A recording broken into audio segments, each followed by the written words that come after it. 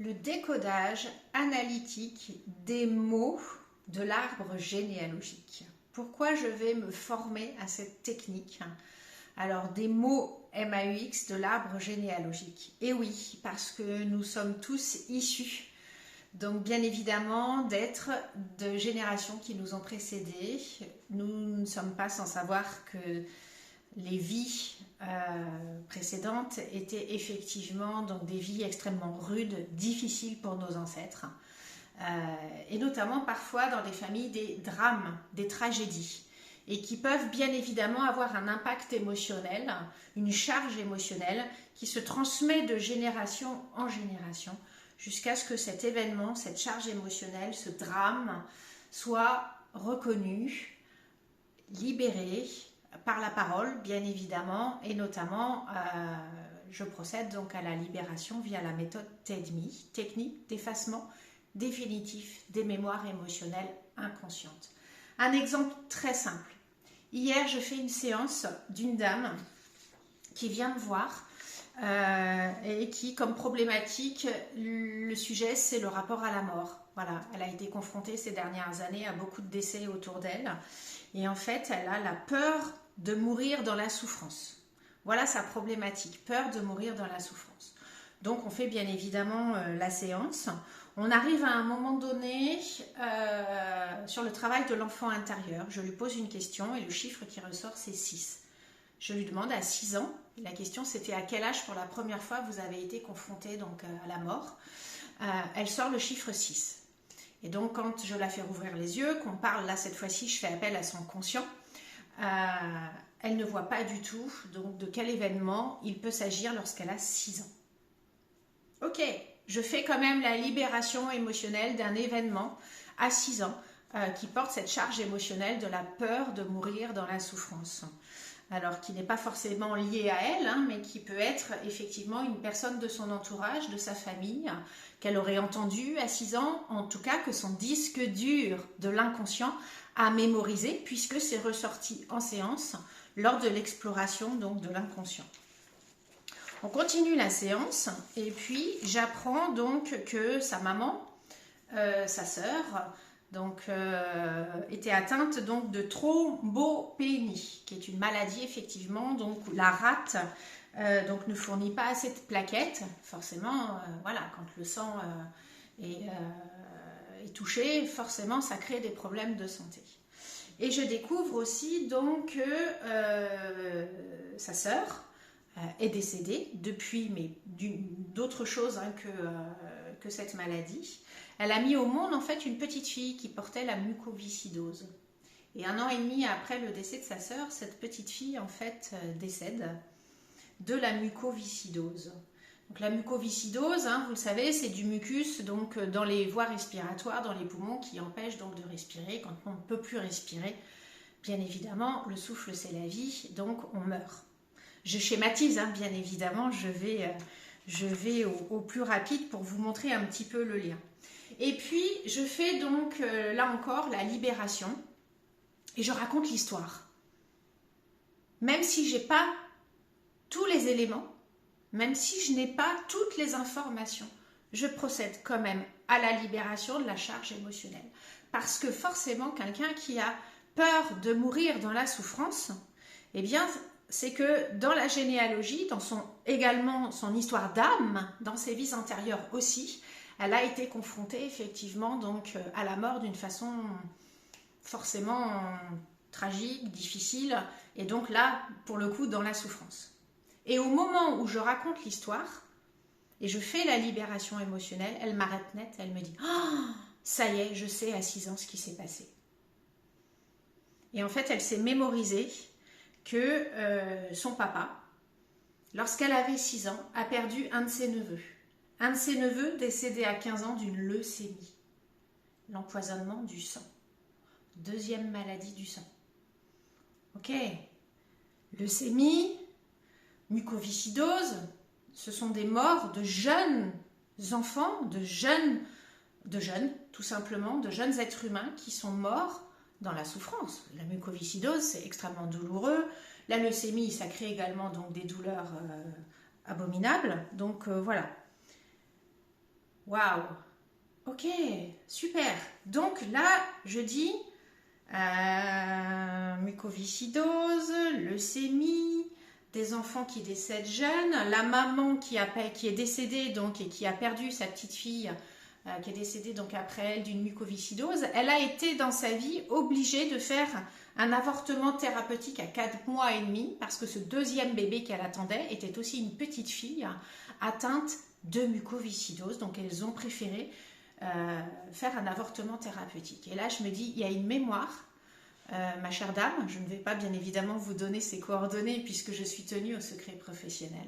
J'ai dit là, dans votre lignée, il s'est passé quelque chose avec un enfant jeune, un drame il a dû mourir en fait dans la souffrance. Elle ne voit pas. Mais moi, pour être sûre en fait d'aller éliminer bien évidemment le large spectre, je fais la libération émotionnelle, je raconte l'histoire en explorant bien évidemment toutes les pistes de ce que moi, là, l'inconscient était en train de me dire.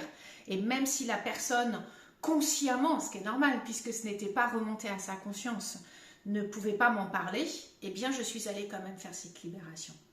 Deuxième effet, pendant la libération, là encore elle m'arrête net, elle me dit ben, je sais de qui on parle. Et en fait, il y a, alors au niveau de son arrière-grand-mère, dans la généalogie, en fait, un couple de parents, il y a eu une histoire avec un jeune qui voulait quitter le foyer, qui a donc retiré l'argent à la banque, qui voulait s'en aller. Un jeune ado, voilà, un jeune. Et ses parents n'ont pas souhaité en fait qu'il s'en aille et en récupérant l'argent, voilà, bon, enfin bref, le drame c'est quoi? C'est que les parents l'ont poussé dans un puits. Donc, cette femme, elle a dans sa lignée un ancêtre mort jeune, dont la mort a été entraînée par les parents, et qui est mort dans la souffrance, puisqu'il est mort au fond d'un puits, noyé. Et cette personne, vous verrez après, parce que j'ai reçu sa fille ensuite, et cette personne, que je ne vous dise pas de bêtises, oui, voilà, excusez-moi, je me suis mélangée avec sa fille. On a quand même effectivement donc une mucoviscidose, donc qui est également donc maladie des poumons où on ne peut plus respirer. Et quand on meurt au fond d'un puits, bah forcément on a les poumons remplis plein d'eau. Et pourquoi je vous dis tout? Alors déjà on a fait la libération. Pourquoi je parle du décodage analytique des mots MAUX de l'arbre généalogique? Parce que j'ai dit à cette dame, d'abord j'ai demandé le prénom et le nom de famille de cet ancêtre concerné, de ce jeune qui a été donc poussé dans un puits par ses parents et qui a trouvé la mort au fond du puits. Elle ne le savait pas, mais elle me dit ça, je peux le retrouver. Et je lui ai exprimé en fait qu'en ayant un maximum d'informations sur les dates de naissance, les dates de décès, les prénoms, les noms de famille, les dates de mariage, enfin tous ces éléments en fait me permettent de pouvoir aller décrypter les mots MAUX de son arbre généalogique. Donc cette dame va effectivement constituer au maximum sur 4 générations ses recherches et puis pour qu'on puisse effectivement aller faire la libération. Bien évidemment, nous avons, lors donc de la séance TEDMI, au moment de raconter l'histoire pour effectuer la libération de la charge émotionnelle, de cette peur de mourir dans la souffrance, rappelez-vous quand même la problématique, peur de mourir dans la souffrance. Quand on vit ça, c'est parce qu'au-dessus, ça a déjà été vécu. On ne vit que le théâtre, que de ce qui s'est déjà joué dans les vies précédentes. Mais c'était pire. Voilà.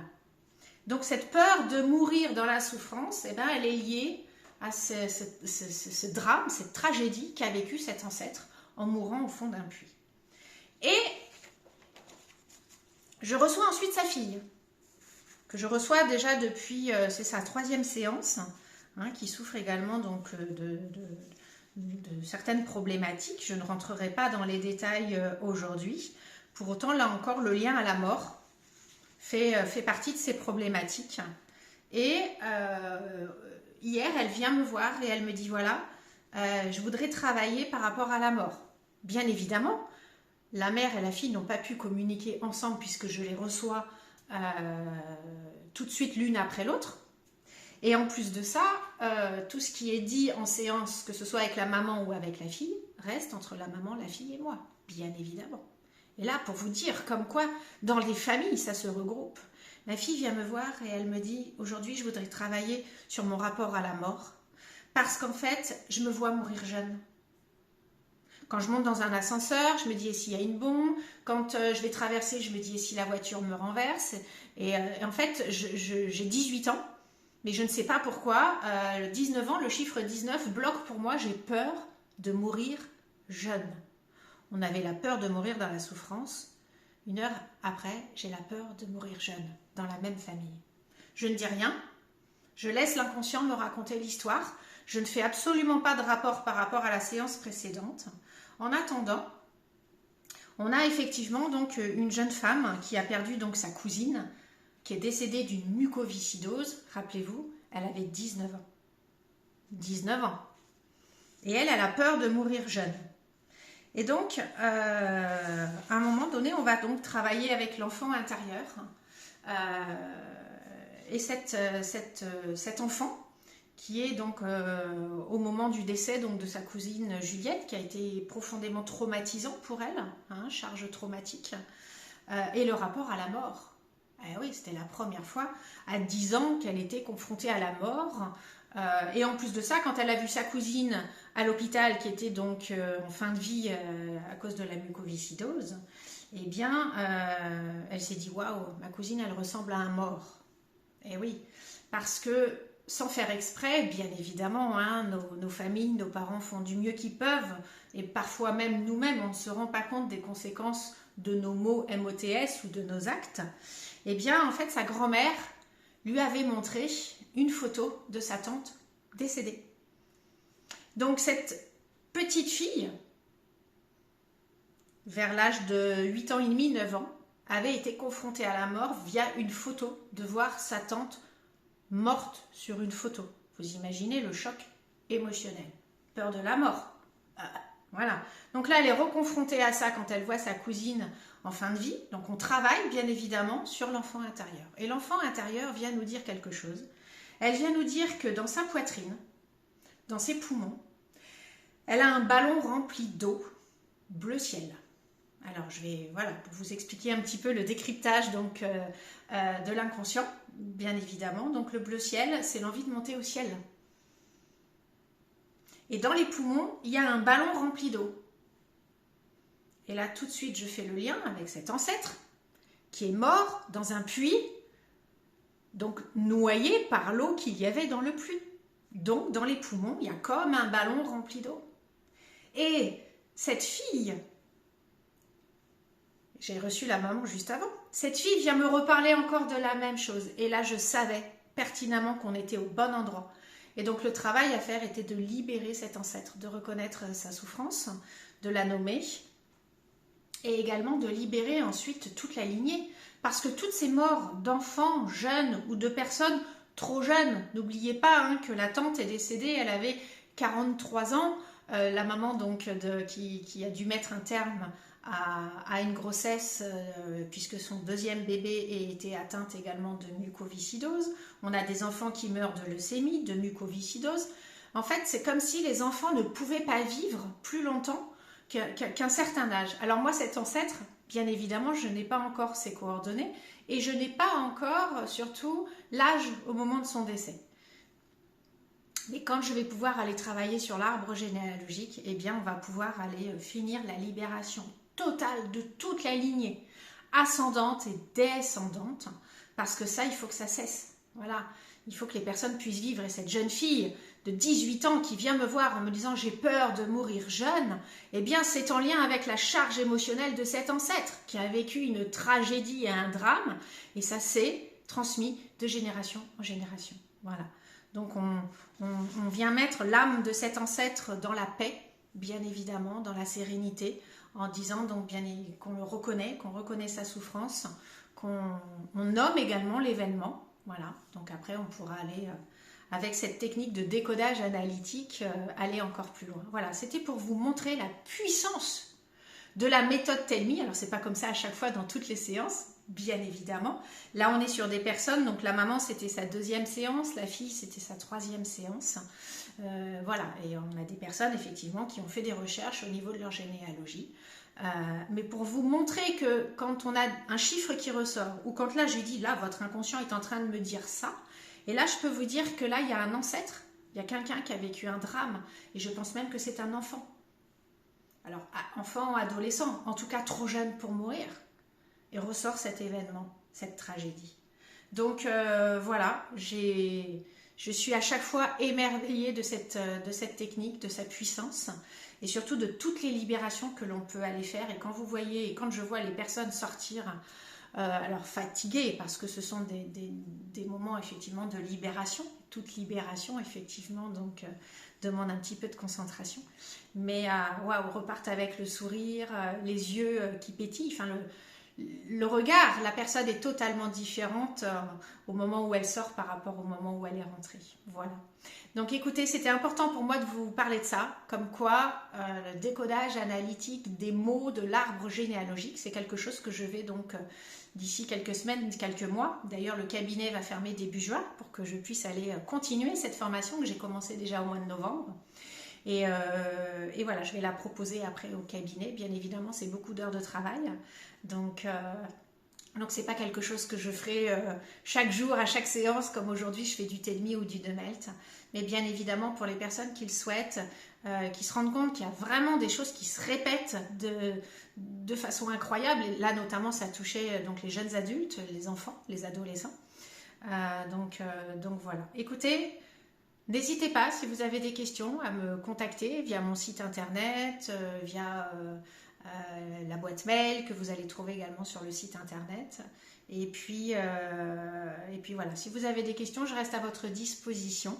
Et je vous souhaite une excellente journée et prenez bien soin de vous. À bientôt!